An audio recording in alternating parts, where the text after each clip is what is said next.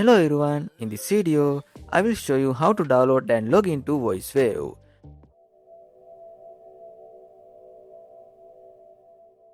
First open your browser and search for VoiceWave on Google.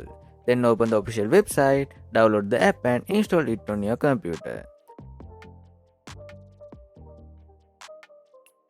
Once the installation is complete, click Start Now. Then wait for everything to fully load. After that, choose your input and output devices. Then click Complete. Next, click the profile icon next to the update button. This will open your browser. From there, sign up using your Google account by clicking the Google Sign In option.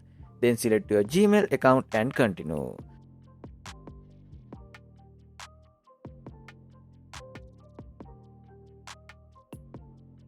So then click Next and create a password.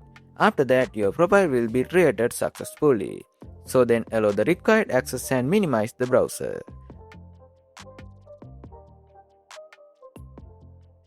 Now you will see that your account has been created and you are successfully signed in. I hope this video helped you out. So subscribe for more videos and thanks for watching.